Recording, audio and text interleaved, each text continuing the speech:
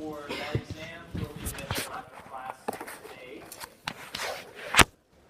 So will the second essay question if you are thinking about doing that one. Remember that you only have to write one of 3 essays this semester. So if you wrote the first one, you're done. You do not need to do this one. You, in fact, cannot do this one. And if you did not do the first one, then you can consider doing this one. That is going to be posted this afternoon. It will be due a week from Wednesday, just like the kind of time frame with the first essay. Remember, on the first essay, you got it on the Wednesday before the exam, and you could submit it the Wednesday up until the Wednesday after the exam. But because that Wednesday falls on a spring break, I'm actually going to give it to you today, and you'll have an entire week before spring break to write it and submit it, but you will technically have until a week from Wednesday, the Wednesday after the exam to submit it. So I hope that that addresses that issue. The exercise that we're doing today will help you with that essay if you choose to write it. It will also help you with the exam, so it's good that you showed up today. Are there any questions? So what you have in your hand is, it says a pop quiz on the Film Winter's Phone. We are going to work with the Film Winter's Phone, but this is not really a pop quiz. In fact, you can use your notes at each other and keep the exercise with you. I'm hoping that as we work our way through these questions, you'll take notes and then you'll be able to prepare for the exam.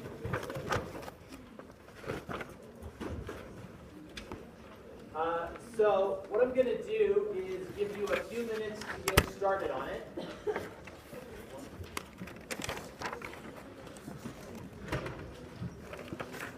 Is a zone of refuge from state authority. It's a place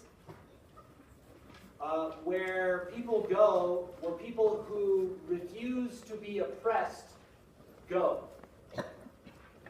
Oppressed, I don't know.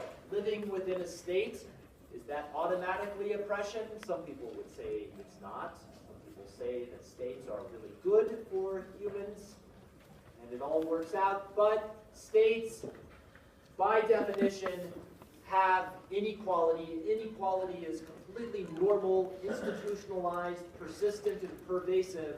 That means somebody is losing in a state. We're going to learn that's how inequality is produced. It's produced through the exploitation of one group of people by another. Right? So in that sense, it may necessarily be oppressive also. There are people who so value equality that they're willing to just leave all that behind, and the places that they go to, according to Scott, are shatter zones or zones of refuge like Zomia. And there they set up societies that are in some ways the opposite of a state, where equality is the norm. And what you should now appreciate is that it takes a lot of work and even sacrifice to live in one of those societies. It's not just because people are kind of small in scale and backwards, not yet civilized or evolved. And these are people who are working hard to actually maintain that way of life. And the second question about the techniques in the portfolio of people in Zomia are essentially the characteristics of tribal people and egalitarian people, bands and tribes.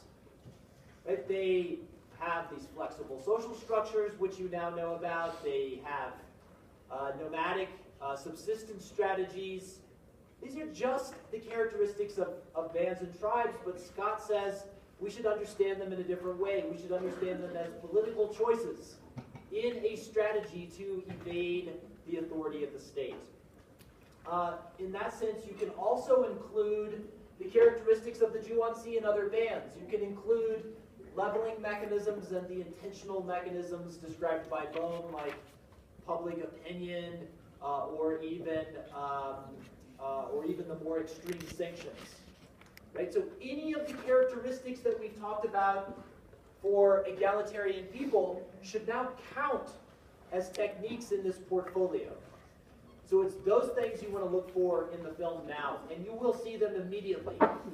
Even if you haven't read the review of the film, which does this for you in part, just in the first 10 minutes of the film, you're going to see some of these things. So that's what we're going to do now. We're going to watch the opening of the film, see if you can find some of these characteristics.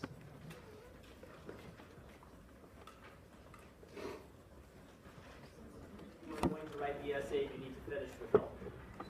I think if you're not going to write the essay, you've probably seen enough for the purposes of the exam. But without any question for the purposes of the essay, you need to finish the film. So start in 24 minutes and go to the end. In the 8 minutes, we still have 8 minutes. In the 8 minutes remaining in class,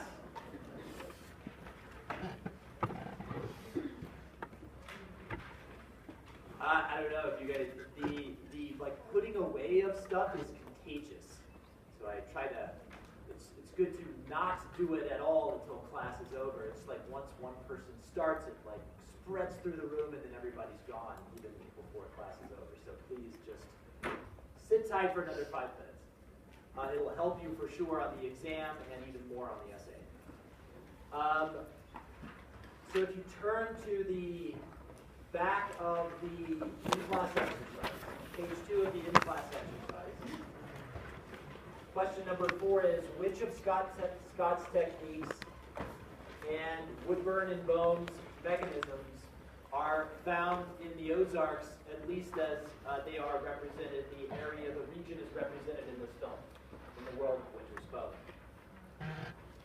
Another way of phrasing this question is, in what ways are, if we understand tribal people to be egalitarian people who have evaded the authority of the state, evaded the authority of the government, and set up this kind of alternative life way, in what ways are the people in the film tribal? So you've got about a dozen or so techniques of various kinds, right? Like location in remote and marginal areas, subsistence routines that maximize mobility and dispersion, flexible social structure, all of those things, right? That's what we're looking for here. Do you see any of that in the first 24 minutes? What do you see? Yes, yes. They share food, okay? So remember that we started our discussion of egalitarian societies with reciprocity. This kind of economy or principle of exchange that is very different from the market-based exchange that we're used to, this normal in states. And we said that there was generalized, balanced, and negative reciprocity, and that for bands it was primarily generalized, but for tribal people it is, in addition to being generalized, there is also balanced reciprocity because they use gift exchange and feasting to create alliances. You might remember that whole discussion with the Yanomamo and the axe fight. So here you actually see how reciprocity works in a very kind of everyday way, right at the beginning. Right? There's this kind of sharing of resources that is, in some cases, just generalized, right? It's just that they share stuff. But in other cases, even in the first 24 minutes, you see a kind of calculated gift. A gift that is calculated for a particular political purpose. And that is when she comes to deliver the meat and potatoes, the deer meat, to Reed, when the neighbor comes to deliver the deer meat to Reed. Right? The boy, Reed's brother, in the scene just prior to that, he says, shouldn't we go ask them for some deer meat? And she grabs him by the face and says, you should never ask for what ought to be offered, or something like that. That just strikes me, having lived in a society with reciprocity, that strikes me as so completely true.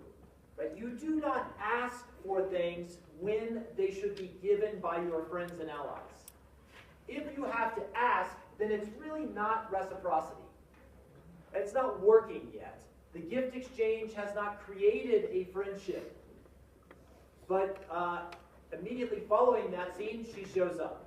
Right? And it's not an act of pure generosity, of pure gift giving. She is being generous. She's there to deliver the deer meat, but she also wants to know what Reese said to the sheriff, the police officer. So yeah, not only do they share food, you've got examples of generalized reciprocity. You'll see them later in the film when Ree is teaching her siblings how to hunt squirrels or prepare squirrels and stuff like that. This is sort of resources within the family, also the timber woods that they're talking about. But then you also see these much more calculated exchanges like the deer meat, and you'll see some later in the film also. Another example? Yes? They organize themselves in like family groups. They do.